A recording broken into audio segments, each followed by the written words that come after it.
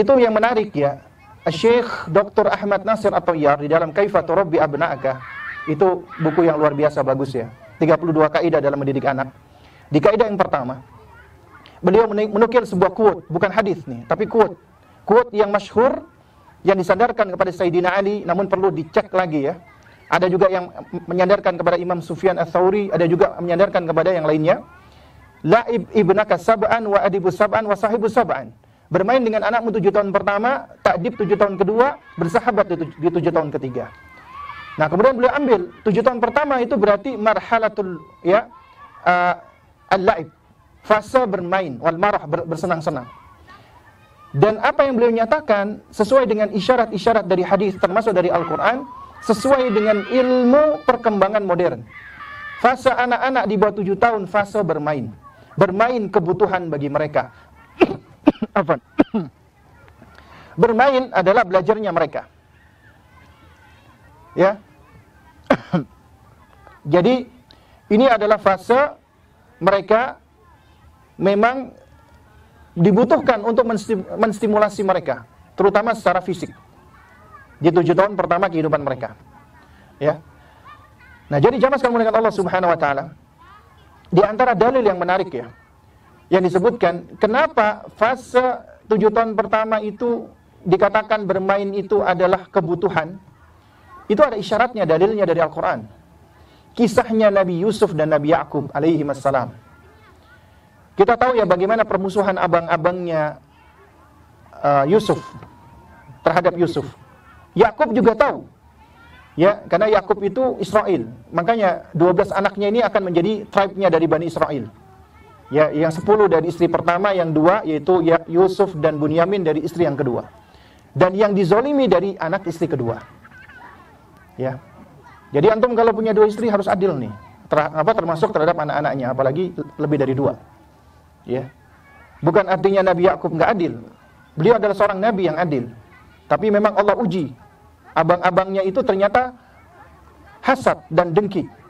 Jadi jamaah sekalian yang dimuliakan Allah Subhanahu wa taala, di antara dalil yang disebutkan, kenapa sih bermain itu adalah suatu hal yang krusial dan suatu hal yang sangat diperhatikan di usia 7 tahun pertama anak. Itu ada isyaratnya dari Al-Qur'an. Dan ini diantaranya adalah alasan abang-abang Yusuf untuk bisa membujuk abinya, Yakub alaihissalam. Yakub tahu ini, abangnya mau berbuat makar.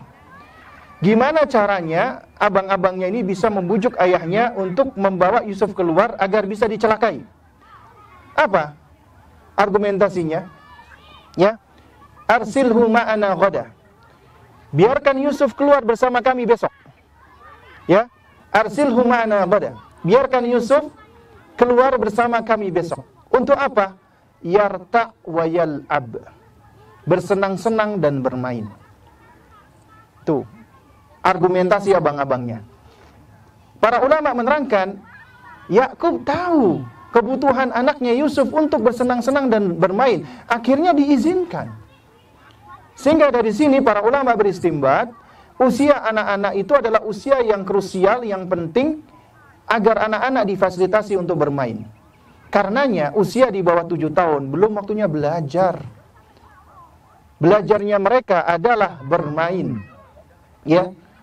Bermain adalah belajarnya mereka.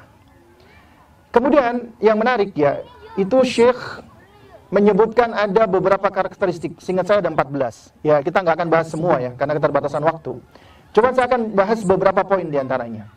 Pertama, kata Syekh, 7 tahun pertama punya karakteristik yaitu al-inad, suka ngeyel. Jadi kalau anak antum suka ngeyel, jangan dianggap anak durhaka. Itu bagian dari proses perkembangan mereka, perkembangan kognisi mereka. Mereka sedang memahami diri mereka, memahami perasaan, memahami emosi, memahami kemauan, dan memahami respon orang terhadap apa yang ada pada diri mereka. Jadi kalau misalnya mereka kelihatan ngeyel, jangan dimarahin, tapi arahkan baik-baik. Waduh Ustaz, anak saya nih bakal jadi anak durhaka ini Ustaz, suka ngebantah orang tuanya. Belum tentu, itu masih kanak-kanak, memang seperti itu usianya. Ya, tapi kita arahkan baik-baik. Kemudian karakteristik yang berikutnya adalah kasratul as'ilah, banyak nanya. Ayo nak mandi nak, kenapa? Supaya kamu bersih, kenapa? Supaya kamu nyaman, kenapa? Mandilah. Akhirnya kita kesel. Itu bagian dari perkembangan mereka. Mereka nanya. Dan seringkali pertanyaan yang paling sering mereka tanyakan bukan apa sebenarnya, kenapa? Ya, karena mereka itu sedang bagian dari memahami proses diri mereka sendiri sebenarnya. Ya, kathratul as'ilah. Kemudian yang ketiga, kathratul haraka wa adamul istiqrar. Banyak bergerak dan sulit diem. Kenapa demikian? Karena ini bagian dari perkembangan fisiologis tubuhnya. Perkembangan otot, saraf, sendi. Makanya mereka banyak bergerak. Dan harus distimulasi. Kalau anak-anak kita di bawah 7 tahun, antum suruh diem, itu malah berbahaya buat perkembangan mereka. Karena mereka butuh distimulasi. Di antara stimulasinya dengan bermain, itu makan menstimulasi. Barakallahu fiik, jazakallahu khairan, wa zawwajakallah. At-taliya wa thaniya, al-ghaniya. Jadi jemaah sekalian muliakan Allah Subhanahu wa taala, ya. Mereka punya karakteristik banyak bergerak, sulit diem. Karena itu perkembangan dari otot saraf mereka. Dan perlu distimulasi. Oleh karena itu jemaah sekalian muliakan Allah Subhanahu wa taala, ini hikmah yang luar biasa. Kenapa Nabi SAW memerintahkan anak di usia 7 tahun? Bahkan sebagian ulama, ya ulama-ulama fuqaha, itu ada yang beristimbat dan menfatwakan anak di bawah 7 tahun atau belum tamyiz, belum mumayyiz, belum masuk fase mumayyiz, itu belum sah sholatnya. Kenapa? Karena mereka belum bisa memenuhi rukun sholat. Waalaikumsalam. Dan juga belum bisa memenuhi kesempurnaan sholat. Apa sih substansi sholat? Apa menurut antum? Substansi sholat itu apa? Esensinya apa? Dari sholat? Hah? Apa substansi sholat? Tumaknina dan khusyuk. Tumaknina dan khusyuk. Tumaknina termasuk rukun, syarat, atau kesempurnaan? Hah? Rukun sholat. Khusyuk termasuk rukun, syarat, atau kesempurnaan? Khusyuk termasuk apa? Kesempurnaan, rukun, atau syarat? Khusyuk. Hah? Apa? Kesempurnaan sholat. Masya Allah. Ya. Jadi jamaah sekalian muliakan Allah Subhanahu wa taala, tumaknina dan khusyuk. Tumaknina berkaitan dengan ketenangan tubuh. Ya, tumaknina berkaitan dengan ketenangan badan. Khusyuk berkaitan dengan konsentrasi atau fokus. Anak di bawah 7 tahun, fokusnya masih pendek, tubuhnya belum bisa tenang. Makanya kalau disuruh sholat, antum paksa, mesti akan gerak-gerak, tolah-toleh, maju mundur. Dengar temennya batuk, siapa tuh batuk? Nah, itu anak-anak di bawah 7 tahun. Dan itu lumrah. Makanya sholatnya masih belum sah dan mereka belum bisa dijadikan imam meskipun bacanya bagus. Sampai mereka sudah masuk fase mumayyiz, sholatnya sudah baik. Memang fase mumayyiz itu tidak mesti 7 tahun. Kata Syekh Utsaimin rahimahullah, banyak sahabat sebelum 7 tahun sudah mumayyiz. Dan banyak anak-anak di generasi sekarang mumayyiznya itu mundur. Kalau antum punya anak masih ya udah SMP, sholatnya masih gerak-gerak banyak, itu diantara tanda ya sebenarnya ada yang belum tercapai untuk mencapai fase tamyiznya. Saya beberapa kali ya jamaah, ketika ya afwan ya, pernah ngisi di sejumlah sekolah SMP, kemudian sampai sholat zuhur, itu anak-anak SMP saya perhatikan ada yang sholatnya nggak benar.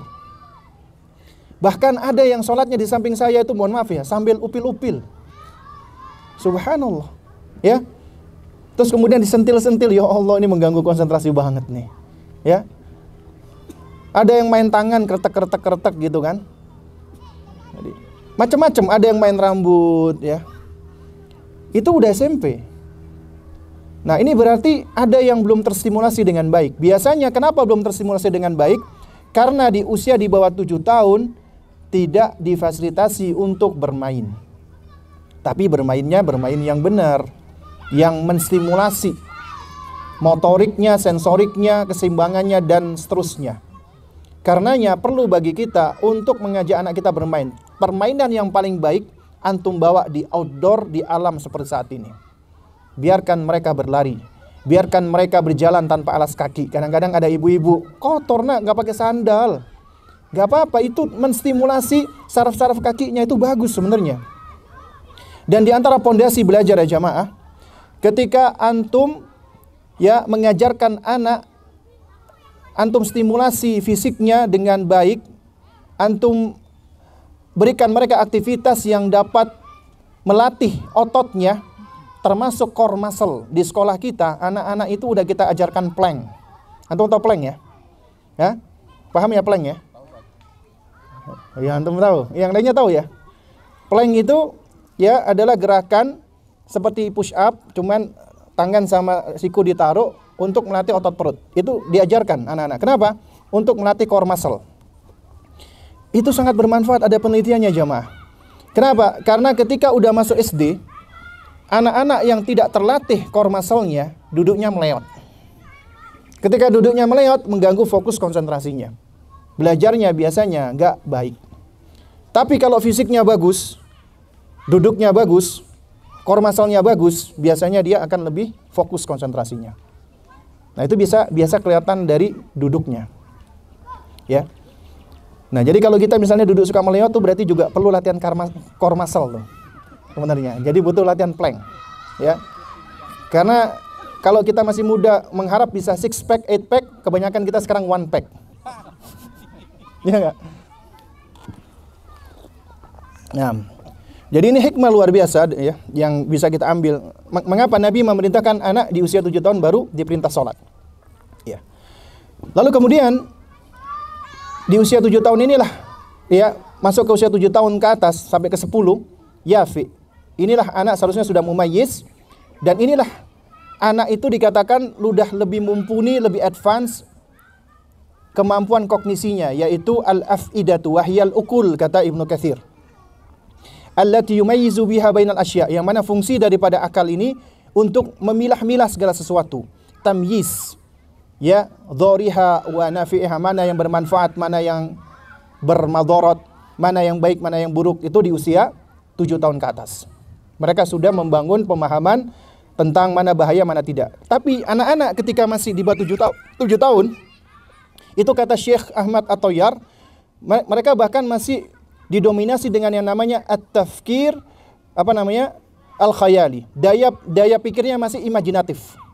Makanya kalau antum punya anak masih usia 3 tahun, 4 tahun ngomong sama tembok, jangan dianggap, wah ini perlu diruqyah nih.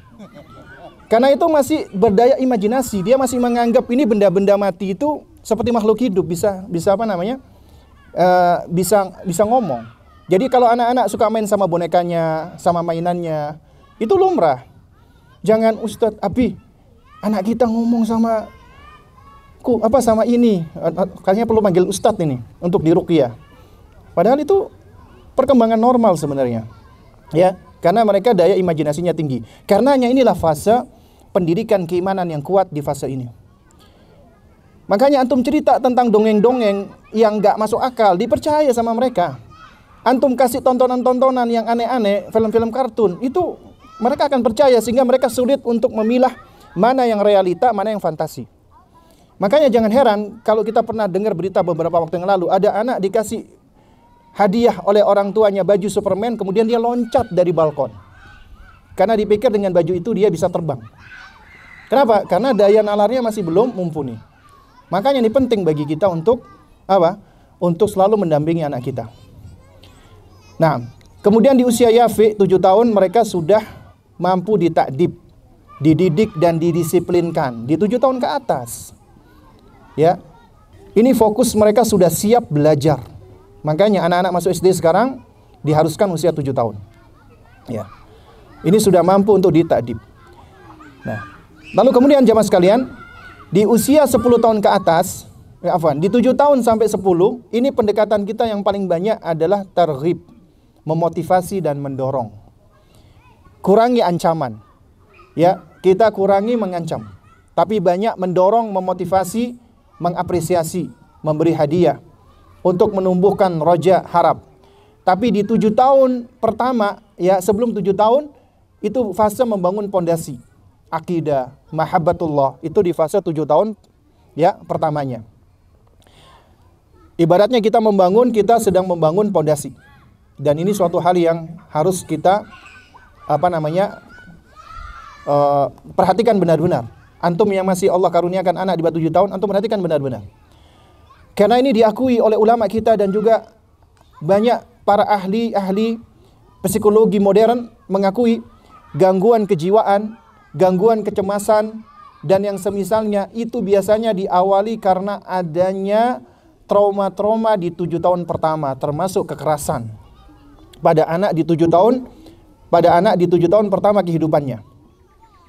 Jadi ada anak-anak yang misalnya antum punya anak, ya misalnya usia 8 tahun masih suka ngompol, berarti ada masalah itu. Ya, antum punya anak usia 9 tahun dia ketemu orang itu masih merasa takut, berarti ada masalah. Ya. Ketika antum lihat ada kecemasan atau yang semisalnya, ini biasanya karena ada hal-hal yang terlewatkan atau miss di 7 tahun pertama. Jadi di 7 tahun pertama kehidupan itu fase fundamental, itu fase membangun pondasi. Ini seringkali diabaikan. Kenapa? Karena masalah fondasi itu tidak kelihatan. Antum lihat bangunan, pondasinya kelihatan nggak? Antum lihat pohon, akarnya kelihatan nggak? Sesuatu yang tidak kelihatan, intangible, seringkali diabaikan dan dilupakan. Kita seringkali melihat, tingginya, tapi akarnya ternyata pendek, kena angin rubuh. Bangunan ini tingginya, megahnya, tapi ternyata pondasinya nggak kuat. Kena goncang sedikit, hancur runtuh. Itulah fungsi ketika kita menguatkan pondasi, yaitu akidah, terutama di 7 tahun pertama. Ketika mereka mengalami goncangan di dalam hidup, mereka tetap tangguh dan tegar. Itu fungsi kita membangunnya. Tapi ternyata banyak orang tua itu lebih banyak tertipu dengan sesuatu yang tangible, yang kelihatan, yang tampak. Anak itu dinilai dengan angka atau digit. Ranking berapa? Nilainya berapa? Hafalannya berapa? Berapa itu suatu hal yang tangible. Sesuatu yang bisa dilihat, diukur, tangible. Seringkali kita tertipu dengan hal ini. Ya, padahal ya yang intangible itulah yang seringkali diabaikan, itu yang paling penting, yang paling fundamental sebenarnya. Karenanya kalau anak antum misalnya ya dia nilai pelajarannya kurang bagus, jangan langsung dianggap ini anak ini blow on atau bodoh, jangan. Ya. Lebih baik kita punya anak seperti ini asalkan dia punya adab bagus, akhlaknya bagus, mannersnya bagus. Karena ilmu-ilmu kayak gini lebih mudah dikejar ketimbang kita ngejar akademik kemudian kita meninggalkan karakternya, mannersnya, adabnya. Itu malah lebih sulit untuk dikejar. Makanya orang-orang Jepang yang mana mereka itu kita sadar nggak sadar mengambil konsep dari Islam, manners before knowledge. Itu kunci keberhasilan pendidikan anak usia dini mereka. Mereka mengajarkan manners before knowledge. Mereka itu lebih baik mengajarkan anaknya ya bertahun-tahun untuk sabar ngantri ketimbang mengajarkan matematika, fisika, kimia atau yang lainnya. Kenapa? Itu bisa dikejar. Tapi mengajarkan anak bisa ngantri sabar itu butuh waktu lama. Ya, karena itu termasuk hikmah. Ya. Karena ternyata di antara kita juga banyak yang nggak suka ngantri loh. Ya nggak? Ya, Kang Badi, ha? Saya pernah ikut pameran sama istri saya, sama anak saya, pameran pendidikan sebelum pandemi di daerah Kemayoran. Kemudian tiket itu bisa ditukar es krim. Kita datang pagi-pagi. Kemudian tadinya saya mau ngantri, tapi ternyata yang ngantri ibu-ibu. Akhirnya istri saya yang ngantri.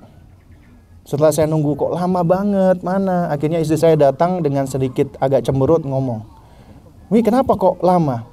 Gimana nggak lama, banyak diserobot. Ya.